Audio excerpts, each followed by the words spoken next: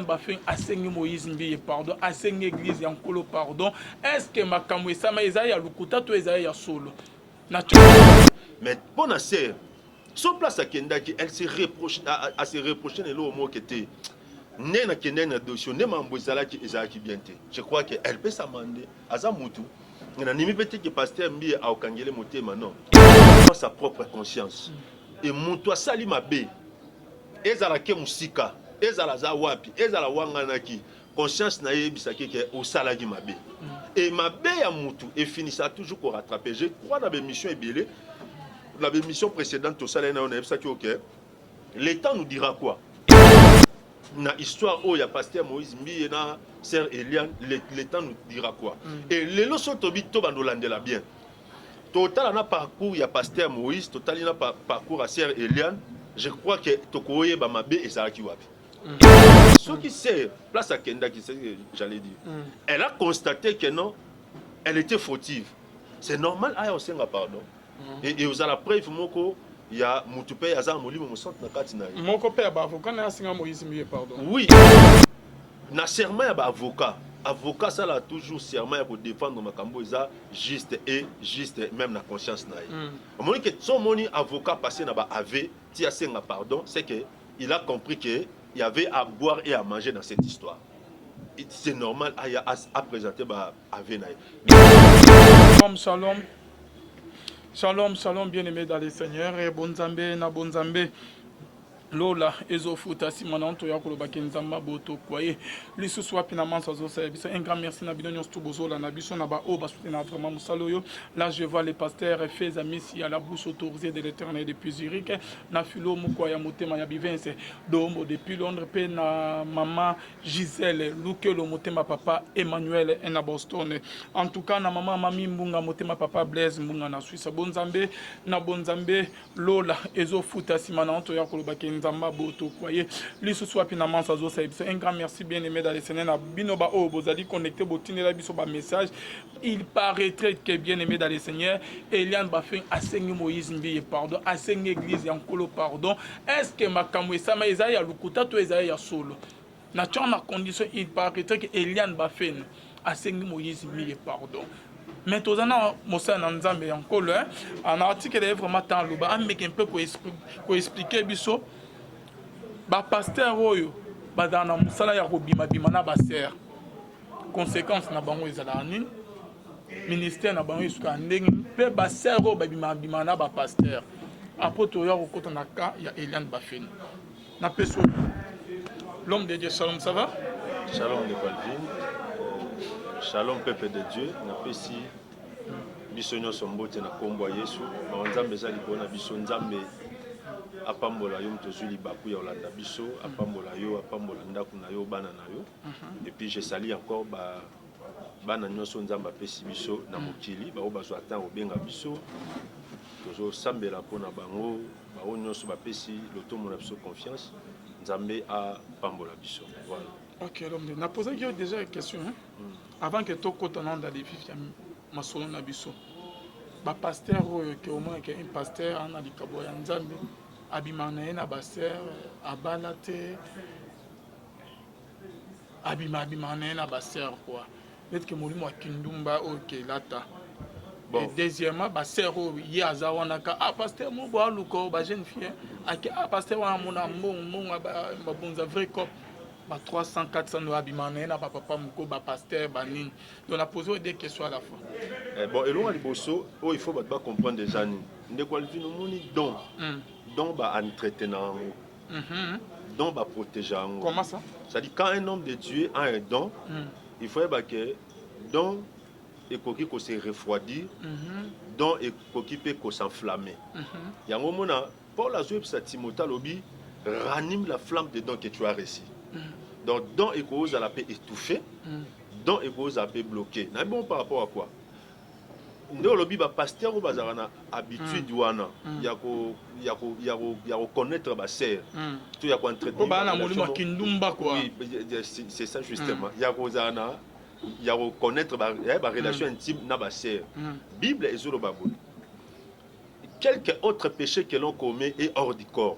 Mais celui qui se livre à l'impudicité pêche contre son propre corps.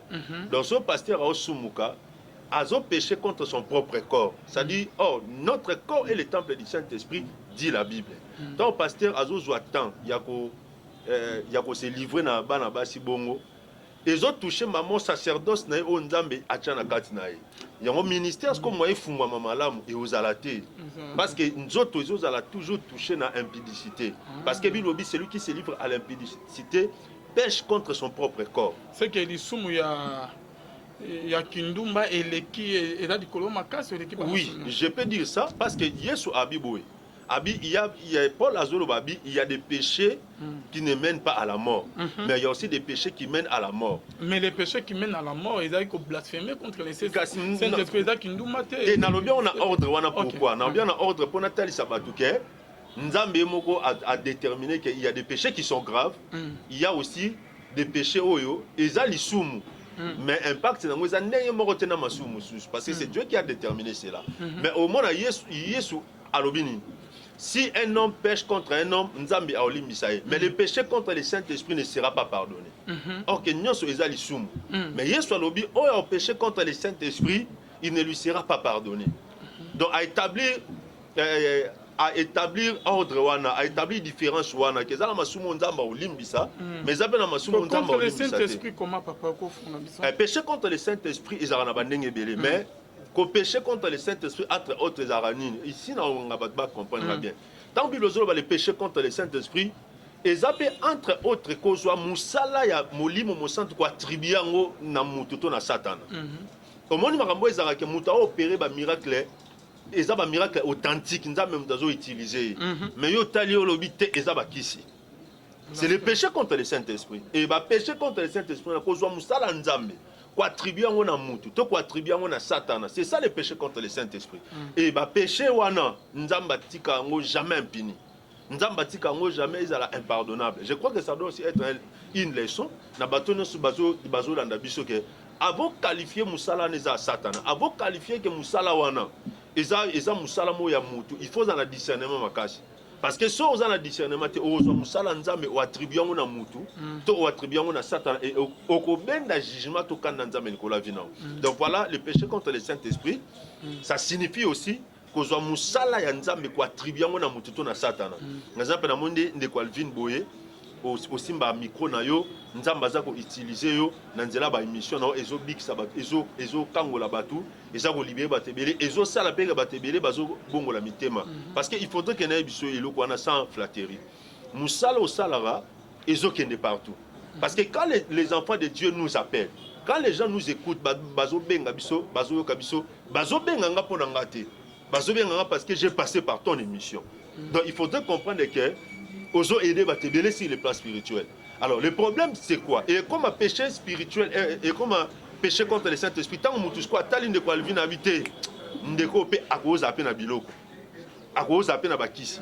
Akomi na ba abonné ebele bondeni. Ndeni be mission na batala ngoto. Et comme les péchés contre le Saint-Esprit et mutu abongo, ce qui a bongo li motema te a tirer jugement nzambe na kacha vinaye. Voilà, c'est ça le péché contre le Saint-Esprit. OK. Répondre à la question. Si ce qui pasteur a utilisé, tu as connaître la serming, tu as une impudicité trop, azako décrit non et na katinae. Conséquence c'est rosalake, moi ministère et fungwa mamakasi ezate. Yango remarqué na batebele banda ministère atonaka place moko. Atonaka bisika mo parce que aoko ya trop. Et puis non seulement ministère évolué mais à côté ça peut balanzambe ba bikali kabwanzambe na katinae parce que à chaque fois que azo retardé pe manifestation Saint-Esprit na kacha vinae. Or Bible zolobani obi le monde entier attend avec un ardent désir la manifestation des fils de Dieu. Donc ce pasteur azo koya mingi azo empêcher que manifestation Saint-Esprit et ça na katinae wana pour na ba pasteur.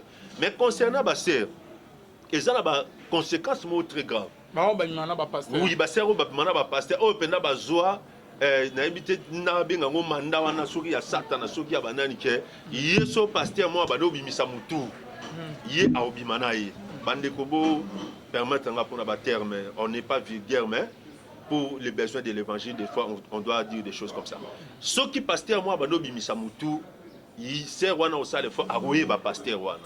Ça dit fois tambola nae makamu si je peux dire comme ça. Alors babilo quoi il y a ba conséquences ebele parce que onction ba sarana na ngote. So ba comprendre batala d'abord via Delila et Soukandé nini. Batala via ya na Judas et Soukandé nini. Batala pardon via Jézabel et Soukandé nini.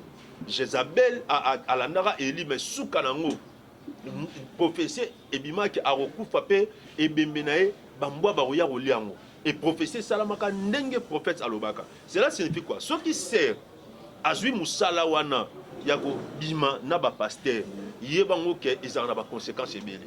Yango mona bana basi musu lelo ko bota et combien passe. Mariage et combien passe. Épanouissement na vie et combien passe. Surtout je vais encore plus loin na bana basi oyo bazui pe musala lelo ya ko publier ba pasteur. Au remarqué, on a surtout le yondo qui est tenté, au piéger, lobby au publier. Je crois qu'il y a des conséquences néfastes. Il faudrait que vous compreniez la place. Pasteur Obabimana Basser, Azo Linganaye a promettre un mariage après Kobima Bimana et a changé les serres Moussabwa qui sont encore bons. Bon, fiançailles ezali eza promesse ya mariage. Oyo ekoki ko aboutir tout comme ekoki ko aboutir te. Ça dépend ya marche à batimi balé. Mais ekokoma moyen moroté oyo pasteur ba no saka na ba serre. Parce que moni il faut dire aux gens que nzoto moi c'est sacré. Nzoto moi soko ozwa ngote au komisango et de lourd na mo bozui oyo tiki ozo tiki atanda mbete. Même basana ceux qui va commoler na komuno ils appellent bien minité. Basara na nzoto moi c'était nzoto moi c'est sacré. C'est vrai, ma fiancée mi balé, tout le monde même dans la Bible, Joseph a fiancé Marie. Maintenant Marie a comme Nazemi, Joseph a habité. Le coup comme Nazemi, on continue à suivre. Il faudrait qu'il y ait un tigana. Maintenant on va raisonner tigana, moi mon centre interpellé, t'es quoi tika été.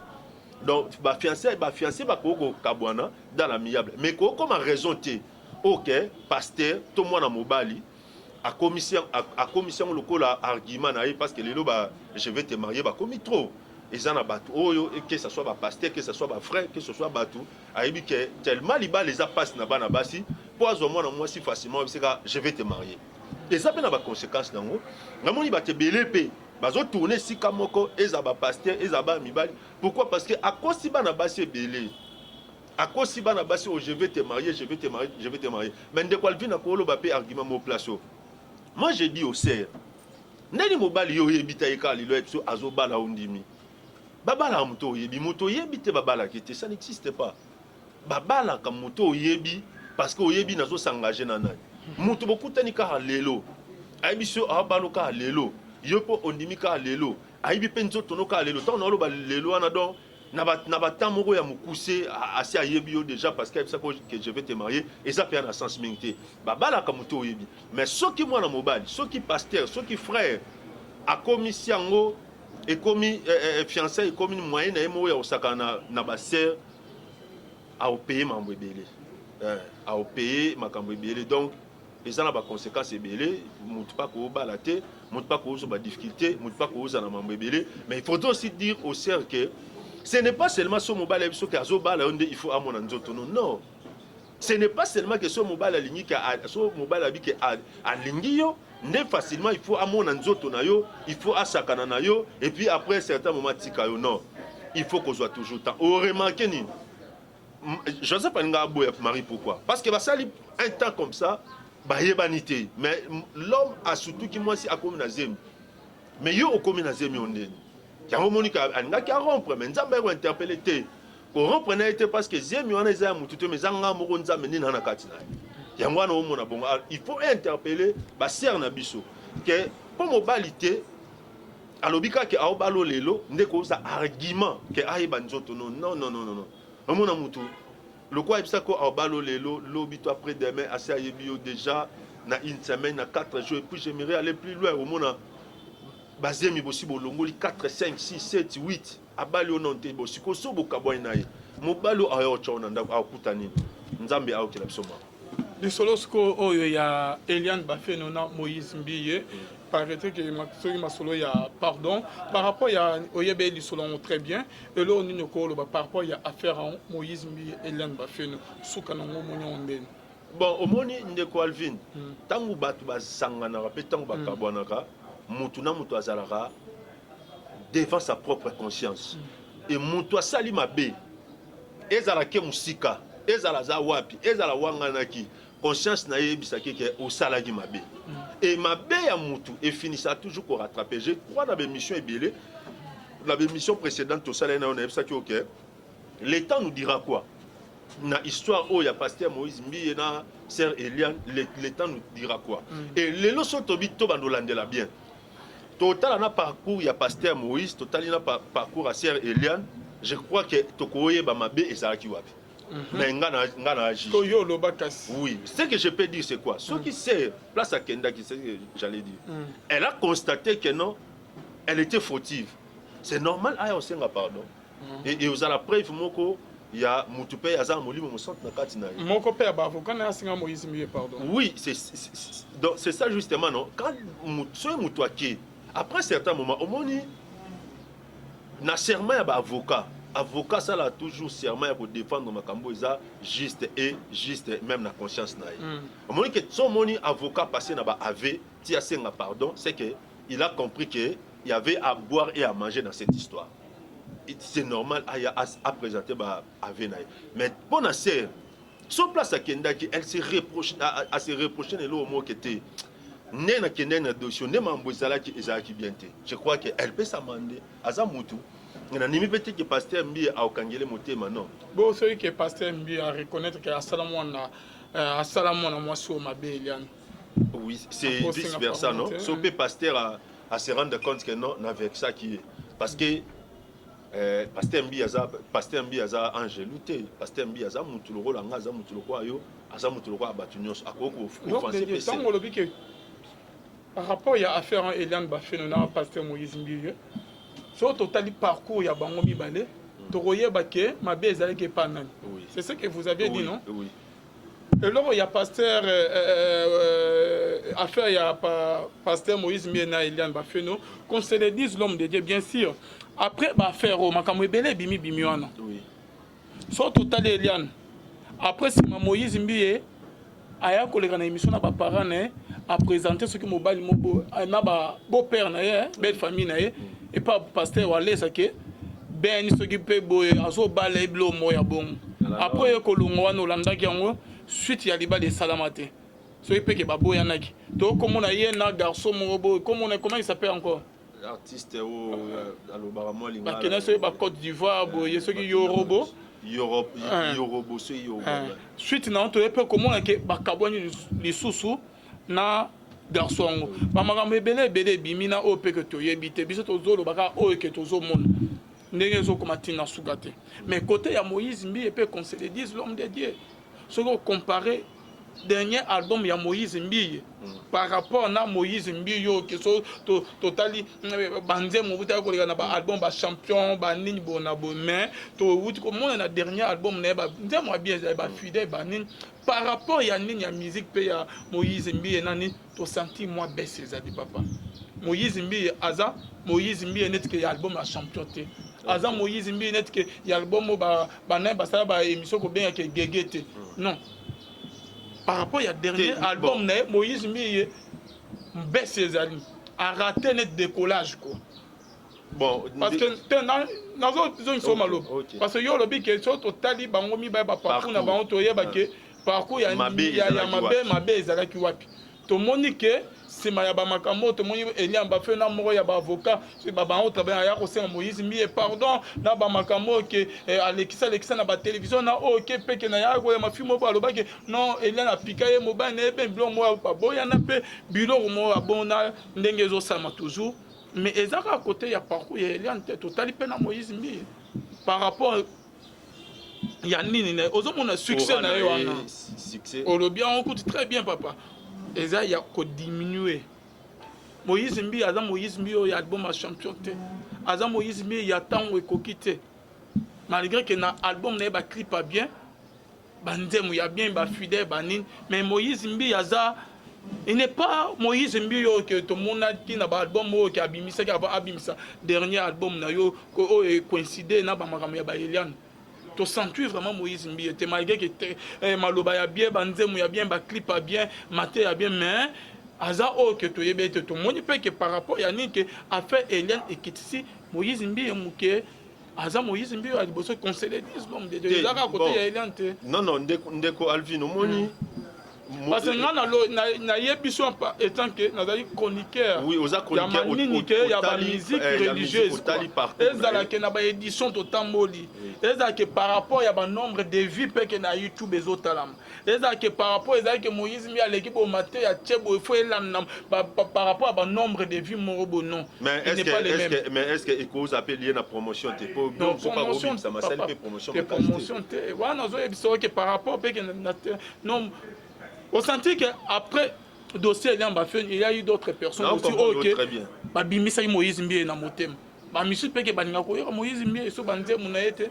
Et mais qui peut bouger carrière Moïse Mbie makamongo. Ezaka parcours ya Eliane eza côté ya Moïse, eza côté ya Eliane tozo batesko nanyo adana na nzela nanyo adana na nzela te nanyo aseli muninga mabe.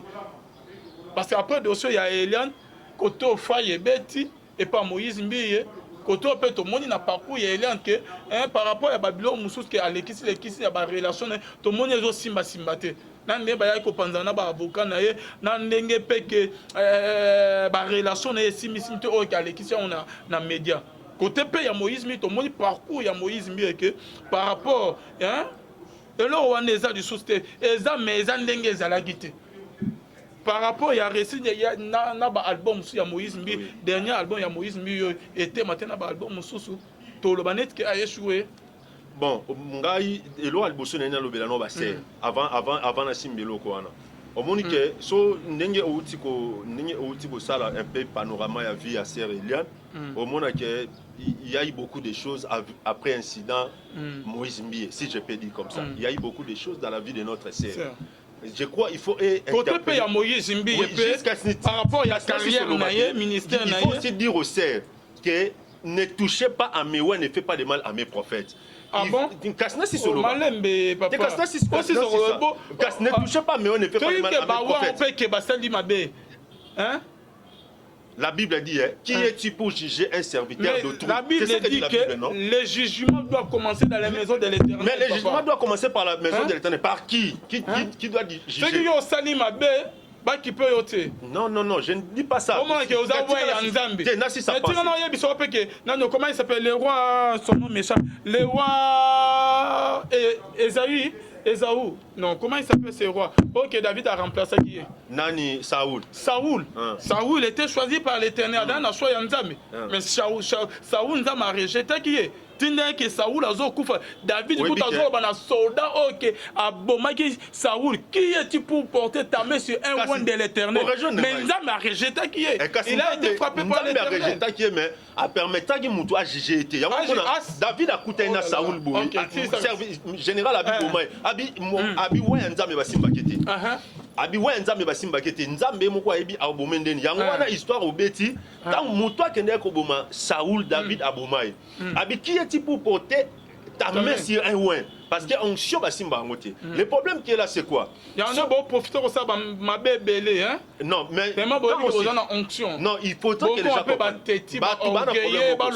c'est ça. Batubana prendre so citer verset biblique so au citango na sens bon ba trouver intérêt babike au citer bien. C'est comme si on côté Moïse n'a pas côté mais je dois dire ce que dit la parole de Dieu. La Bible dit ne touchez pas à mes ouins, ne faites pas de mal à mes prophètes. Donc si tu as un ouin de l'Éternel ça non ma benengo lingiko.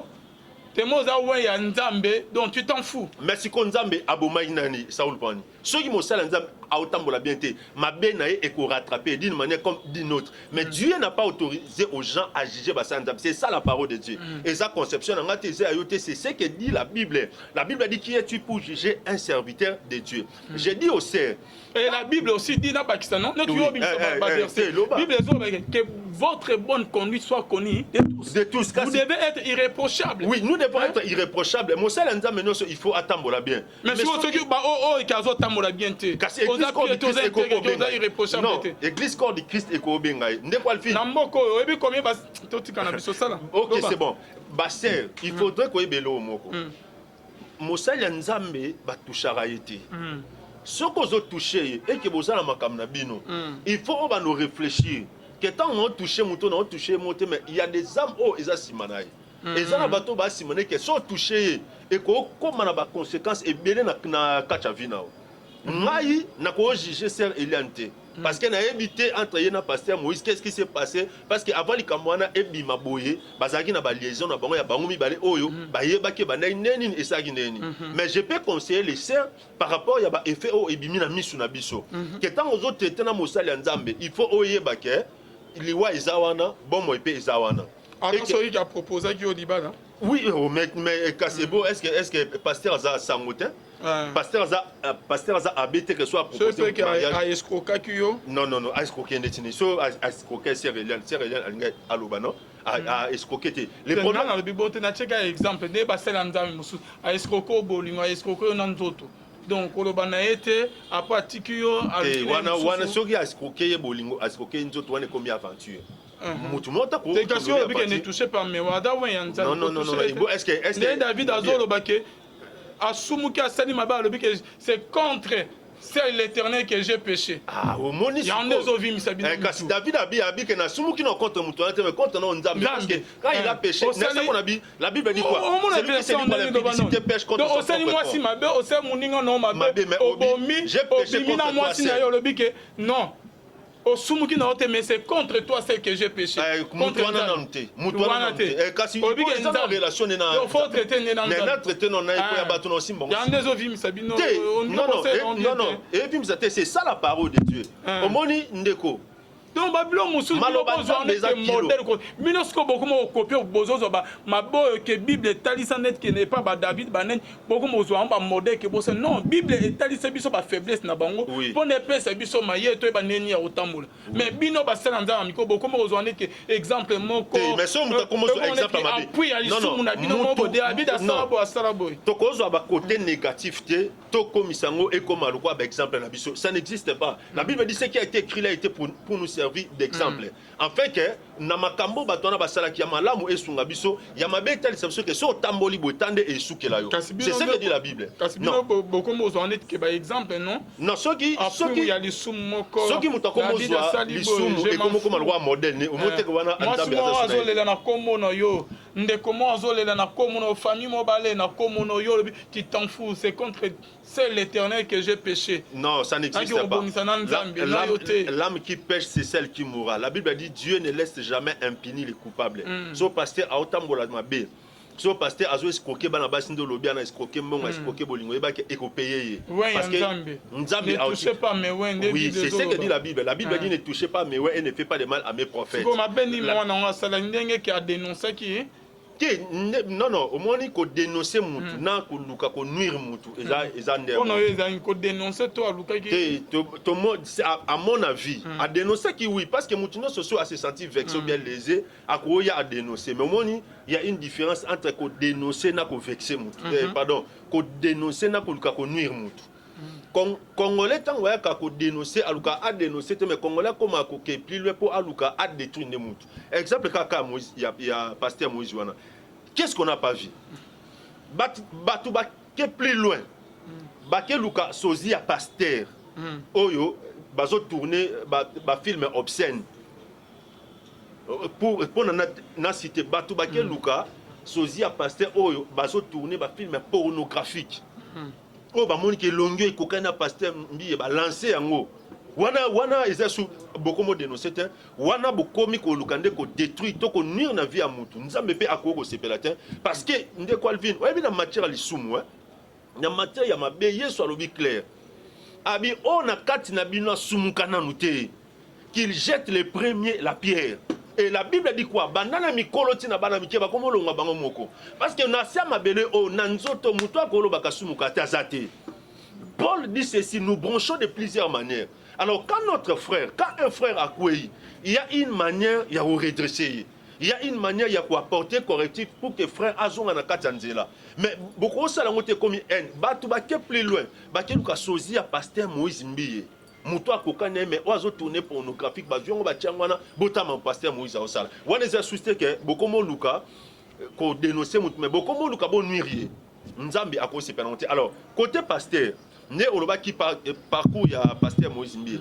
Parcours ya pasteur Moïse Mbiye, moi à mon avis ceux qui ont constaté baisse oyebi ndeko kosala mixage wana ya prédication na carrière musicale, c'est pas chose facile. Azala toujours pasteur tini abimisa ba album. Azala toujours pasteur, mais il faut qu'avec des moments côté moko ekoko emporter ma tasse.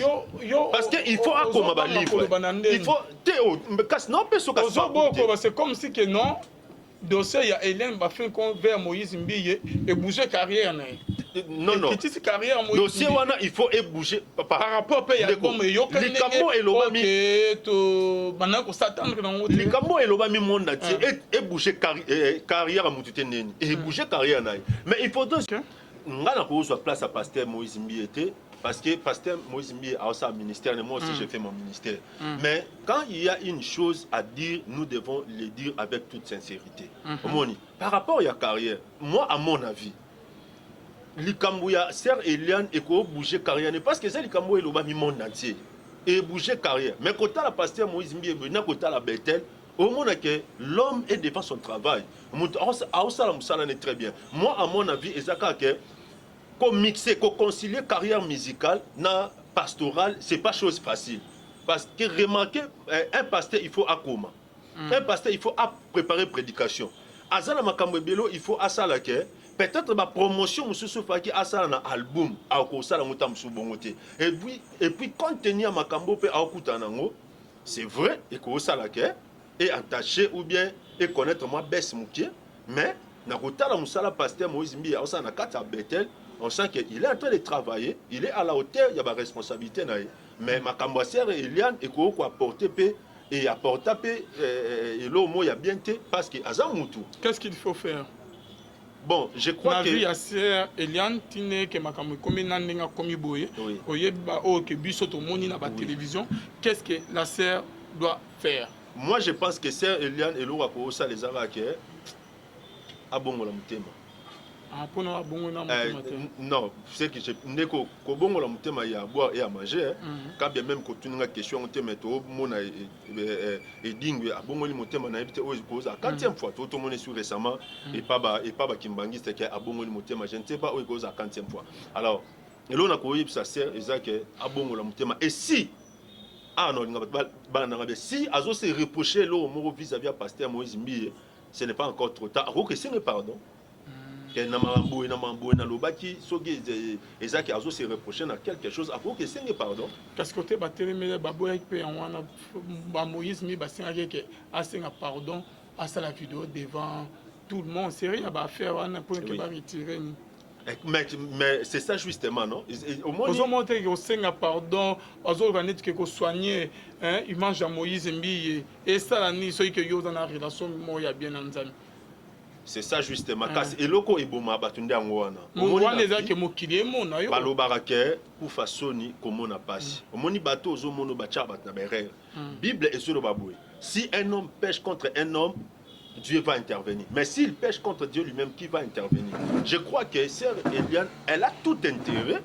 Il y a une question à pasteur, pardon, ceux qui n'intime conviction, ils ont senti que tu as blessé qui pasteur, on a blessé moi on a blessé Moussel Nzambo. C'est vrai, on ne peut pas dire que quand pasteur m'a bé. Je crois que dans la relation amoureuse, dans la relation sentimentale, m'a bé des fois ils ont des côtés. Parce que quand ça va volonté à battre mi balé, dans le cadre il y a bolingo ça va facilité. Mais son sœur a aussi reproché que à cause de pardon, à sengi pardon. De même aussi papa père aussi moi la pardon. Pasteur Moïse P, si elle sait que non, et le qu'on a ça qui, le qu'on a ça qui veut bêta qui sert les bakou. Le gars la papa naïe. À cause c'est un peu pardon. À cause le bané que non, t'as limbisa, t'as la boisson, ça, mais je ne pense pas vraiment que pasteur pas à peine na makansi sous ming na kata maramou. Mais ce qui a senti qu'il a blessé qui, à cause c'est un pardon.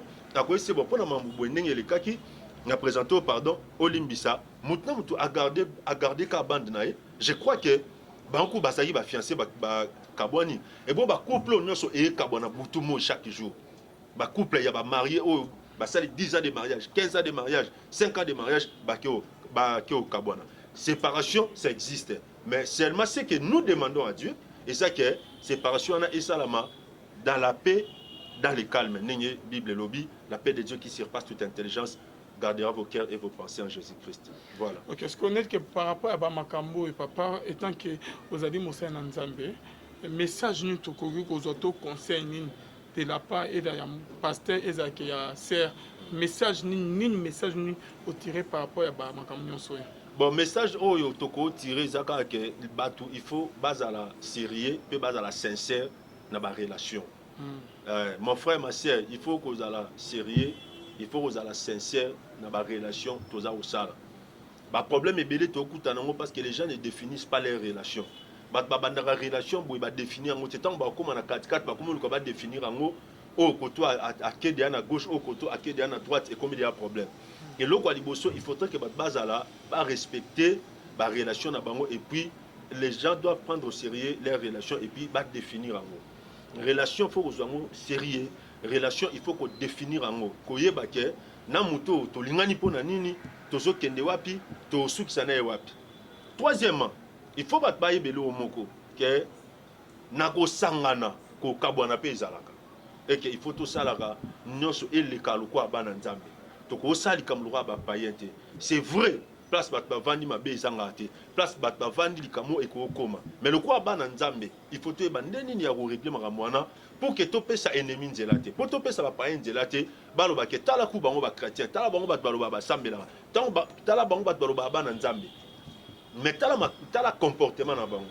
Alors pour tu pesa bato libanda nzelate il faudrait que tant que tu sala makambo tu tenir toujours compte que nous sommes enfants de Dieu et que ce que nous faisons et que vous en avez des répercussions dans l'environnement et que tout ça là pour la gloire en Nzambe et non pas pour la gloire en Nabiso. Maman de Dieu, tu as fait une émission Nabiso, on a tiqué micro Nabiso, dernier message pendant 5 minutes et votre numéro de contact. Merci beaucoup, merci Bandeko Bazola Nabiso, Nzambe Apambo Nabiso, Nazaka seulement dans 5 minutes ya Pamba. Nazo tika yo na prière et puis tous va penser moko na carte la Bible, je crois ezana na mukanda psaume les psaume chapitre 18 verset 4, c'est ce que nous allons prendre aujourd'hui, mais avant de commencer je vais prier pour na batunyo so bazola na biso na nzela émission au Dieu d'Abraham, d'Isaac et de Jacob, le Père de notre Seigneur Jésus-Christ, toi qui vis dans nos cœurs, na pécho merci.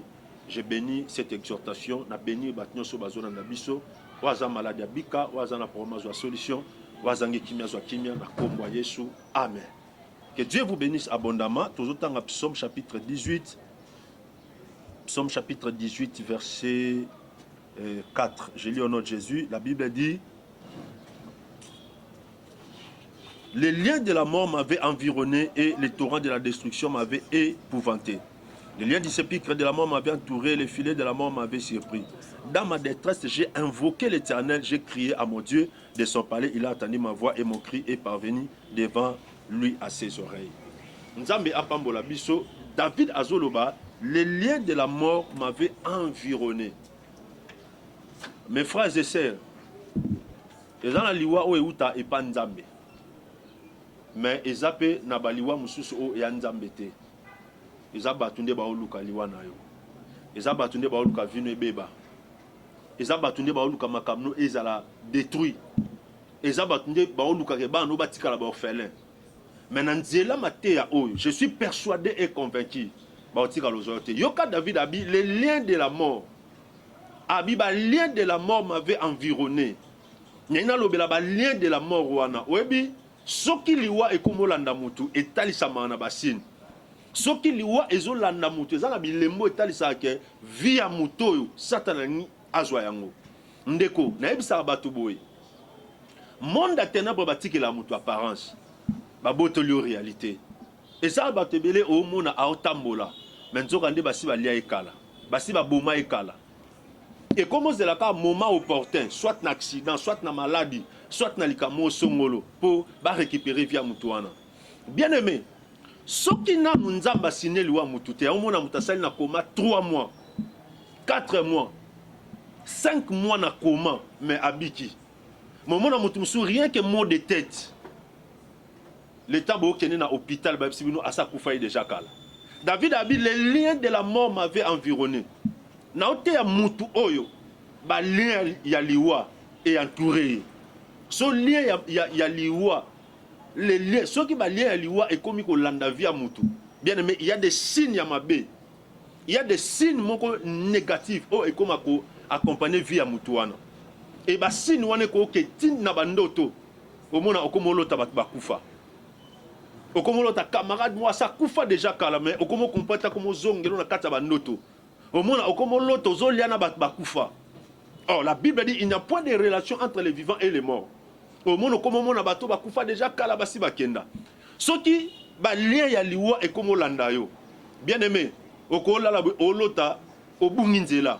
Ke bana bandoto wana na opesa ka basini mamolo ba ezebele menana tamuke. Soki ba lien ya liwa et komo landa mutu. Oko bandolota obungi mais place obunga oyeba te. C'est-à-dire ba komo tel so déjà que keba amna oba olinga ba récupérer quelque part. Soki lien ya liwa ezo environner mutu oko bandolota moyibi. Moyibi aka tele bana porte ndako. Moyibi aka tele bana porte chambre. Oko bandolala dans olota aka ba yibi biloko ndako nyonso. Mais on comprend que mais moyibi auta wapi. Eza ba signe il y a les liens de la mort. Bien aimé, ce qui est le lien de la mort et comment on a vu à Moutou. Bako longolo pe na musala. Oko mona ba plus proche na yo, bako motika vi na yo. O mona mimoko bo sal ne 20 ans, 25 ans. Mais bo kabwani na situation moko moni pe na ba tiki yo. O mona ba porte ya vie et comme kangama. Au monde, il y a des situations difficiles et comme il se répète dans la vie. Et quand vous constatez des choses comme ça, le lien de la mort, le messager de la mort, comment on peut ça un message qui prépare-toi bientôt de récupérer Vinao. Mais je ne pense pas Ezaliwa et Outi et pas Nzambi. Il y aura des Bibles lobby. La Bible dit dans Ésaïe 54, si l'on forme des complots, cela ne viendra pas de moi. Mes frères et sœurs, complot Yaliwa Basali Outi et pas Nzambi. Et Nzamba ko kangolo na katia prière. Nzamba ko kangolo na katia prière. Nzamba ko bimso na katia prière. Que esika nyonso basi ba tongyo tel okufa. Esika nyonso basi ba tongyo tel povino ezala détruite. Nzambe ako bimso na katia wana. Biso toi na service à délivrance. Biso toi na ministère ya délivrance. Joie contact na biso. On va prier pour toi. On va chasser cet esprit. To bengana ezana vino, ezana via bana, ezana via papa. Ezana musala, ezana ba relation oh komo ezana ba ndoto okomo lota. To bengana ba lien de la mort oh elingi wana oh et ça là que makamno mo etambola ezate et nous allons prier Dieu pour que apé ça au vie na yo, pour que apé ça santé na yo, pour que asala de manière à ce que makamno etambola très bien. Voilà bien aimé, c'est la pensée que tolinga to lobila lelo. Ya batu nyonso oh baza environné na ba lien de la mort. So lien de la mort ekangi mutu. Ata mutu azuya po asala bolamu ego bengana ye. Ata biloko ata ba compte na yo et comme compliqué. Ata biloko ozako bokola et comme kufa enoso pourquoi? Parce que le lien de la mort est environné. Ba messager de la mort ba comme un message. Mais à travers cette prédication, à travers cette exhortation, Nzambe anga bimso na kata ba lien wana. Nzambe anga bimso na kata ba situation wana. Nazo déclarer attaquer un homme de Dieu. Yo mutu basi va programmer déjà au kufa. Yo mutu basi va programmer déjà bana na yo mobali no mwasi no akufa na kombo Yesu Masia na kombo mutu akufa pe ase kwa 3e jour okufa te na kombo Yesu bana ba okufa te mobali na yo akufa te musala na yo e okufa te ba projet na e okufa te mais Nzambe a osala de manière à ce que mutu azolinga auluka liwa na ye mutu azoluka liwa na yo yemo akufa na kombo Yesu. Nzambe apambola biso bien-aimé, Nzambe asala biso grâce. Voilà cette petite exhortation. Soit contact na biso numéro et zana ba ya écran na yo au monango wana. To bonde la pona yo to peso orientation spirituelle pour que Nzambe akangola yo na ba lien de la mort et ezo environné vie na yo. O ezo environné ndako no remarquer au mona mbongo na ndako na bino ekota ali susté. Ba économie bozaki na mona kata ndako ezara susté. Beaucoup na ba piaka, beaucoup na ba problème, beaucoup na ba nyongo oh avant ils a quitté. Nyo so nezani, eza ba signe précurseur ya ba lien de la mort. Sur ce continent ndako emema piaka, emema ba malade, emema ba trouble, emema ba menace, emema ba complication. Au monde beaucoup mo bela, beaucoup na ba problème. Alors, nous allons prier pour toi pour que Nzamba bimisa yo na ba lien de la mort wana. Na sambela pona maman moko papa moko oyo azana confiance en Nzambe pour que Nzambe sale grâce. Dieu d'Abraham, d'Isaac et de Jacob, na osambela pour mon frère, na osambela pour ma sœur, zo ma beaucoup tal sa la direction na biso. Oh non so ba kangié, oh non so lien de la mort et c'est kangié. Oh non so ba décider que azo kufa, nazo kata balia wana, pe nazo bimise au nom de Jésus-Christ. Je déclare en tant qu'un apôtre, je déclare en tant qu'un homme de Dieu, okoku fate, okoku felate, Nzambe apambola yo, apambola bana na yo, famille na yo, makamno nyonso na kombo Yesu Masia, tobonde li petolobi. Amen. Que Dieu vous bénisse. Numéro 9 Ali, plus 243 89 69 16 721. Plus 243 89 69 16 721. Nzamba pambola ne Calvin, apambola frère Arnold na Régine Abisso, Tokutani prochainement. Que Dieu vous bénisse.